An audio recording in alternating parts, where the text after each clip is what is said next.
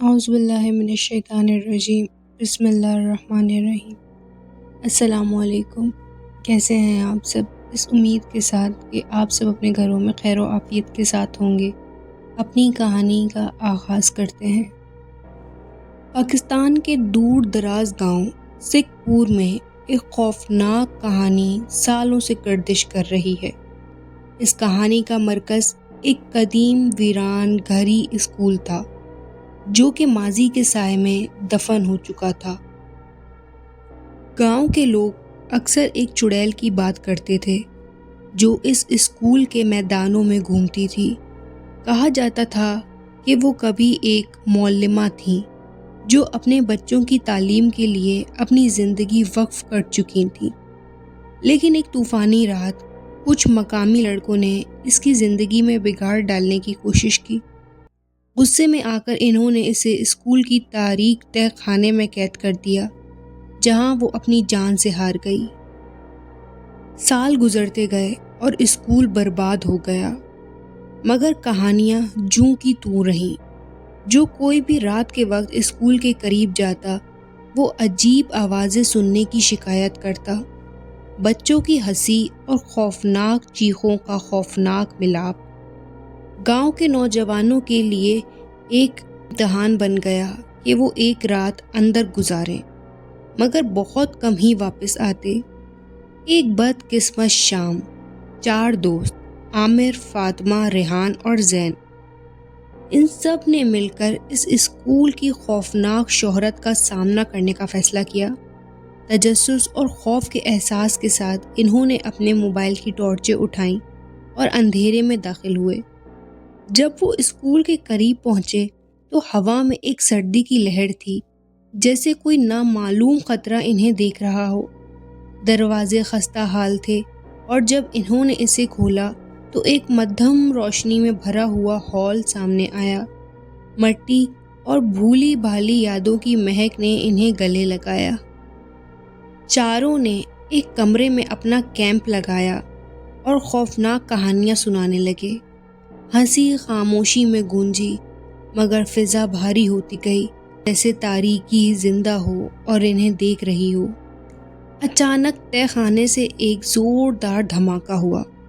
دوستوں نے خوفزدہ ہو کر ایک دوسرے کی طرف دیکھا۔ یہ تو بس ہوا کا شور ہے، ریحان نے کہا، مگر اس کی آواز لرز رہی تھی۔ عامر بہادری سے نیچے جانے کا فیصلہ کرتا ہے، ٹارچ ہاتھ میں لیے۔ جب وہ نیچے کی طرف بڑھتے ہیں تو ہوا مزید سرد ہو جاتی ہے اور تہہ خانے کی گند کی بدبو ان کے نتنوں میں بھری جاتی ہے۔ دروازہ کھلتا ہے جو ایک مدھم روشنی سے بھرا ہوا کمرہ دکھاتا ہے۔ پرانی ڈیسک اور کرسیاں بکھری ہوتی ہیں، مگر عامر کی توجہ ایک عجیب پرانی کتاب پر پڑتی ہے جو ایک کونے میں رکھی ہوئی ہوتی ہے۔ اس نے کتاب اٹھائی، اس کے ورق سے گرد جھاڑی۔ عنوان تھا گھری کی گمشدہ روحیں۔ جیسے ہی اس نے اسے کھولا، صفحات پھڑپھڑانے لگے، بچوں کے خوفزدہ چہروں کے خاکے سامنے آئے اور ایک ایسی عورت کی تصویر جو وحشت زدہ نظر آ رہی تھی۔ سرد ہواؤں نے اس کی ریڑھ کی ہڈی میں خوف کی لہر دوڑا دی۔ عامر واپس آؤ، فاطمہ نے سیڑھیوں سے آواز دی۔ جیسے ہی وہ جواب دینے کے لیے مڑا، درجہ حرارت اچانک گر گیا اور تہہ خانے کی روشنی میں چمکنے لگی، پھر اندھیرے میں ڈوب گئی۔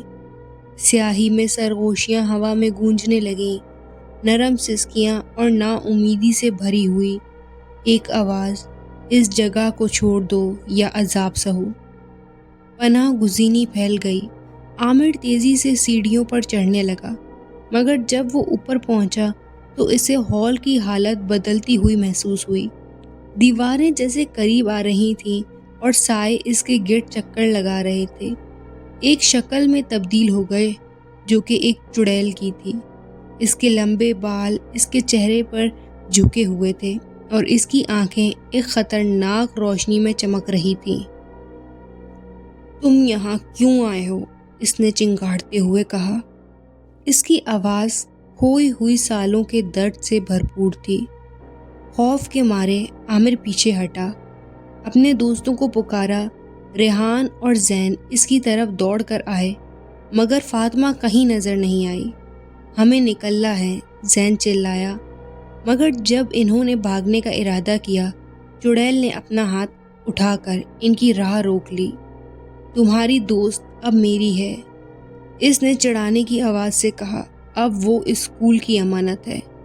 مایوس ہو کر عامر نے یاد کیا کہ اس نے ایک کتاب دریافت کی تھی، ہمیں اسے جلا دینا چاہیے، اس نے چیخ کر کہا، جانتے ہوئے کہ شاید فاطمہ کی رہائی اس بدقسمت صفحات میں ہو۔ وہ پھر سے تہہ خانے کی طرف بھاگے۔ چڑیل کی چیخیں ان کے پیچھے گونجتی رہیں جو بڑھتی گئیں۔ جب وہ کتاب کے پاس پہنچے تو عامر نے ایک ماچس کی تیلی جلائی جو چڑیل کے خوف سے بھری ہوئی کہانیوں کے خاکے چمکاتی تھی۔ انہوں نے کتاب کو گندگی کے ڈھیر میں پھینکا اور دیکھا کہ جیسے ہی آگ لگی شعلے صفحات کو اپنی تڑپ کے ساتھ کھا جانے لگے۔ اچانک اسکول میں ایک زلزلہ سا آیا اور ہوا میں بجلی کی چمک محسوس ہوئی۔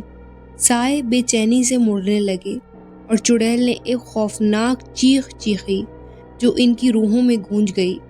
جیسے ہی شعلے کتاب کو جلا رہے تھے ایک چمکتی روشنی پھٹی اور انہوں نے آنکھیں بند کر لیں۔ جب وہ دوبارہ اٹھے تو وہ باہر تھے، سورج سکھپور کے اوپر چمک رہا تھا۔ اسکول ان کے پیچھے خاموش اور ساکن تھا۔ فاطمہ ان کے درمیان کھڑی تھی، خوف زدہ مگر محفوظ۔ انہوں نے چڑیل کے پنجے سے فرار حاصل کر لیا تھا، لیکن جیسے ہی وہ وہاں سے نکلے عامر کو احساس ہوا کہ اس روح کے غصہ ابھی بھی باقی ہے۔ گھری اسکول اب بھی کھڑا تھا، ایک ماضی کے سائے کی یادگار کہ کچھ کہانیاں کبھی ختم نہیں ہوتی۔ سکھپور میں چڑیل کا راز گاؤں والوں کے دلوں میں تا حیات رہا۔ یہ ایک انتباہ تھا کہ کوئی بھی ماضی کے سائے میں زیادہ نزدیک جانے کی جرات نہ کرے۔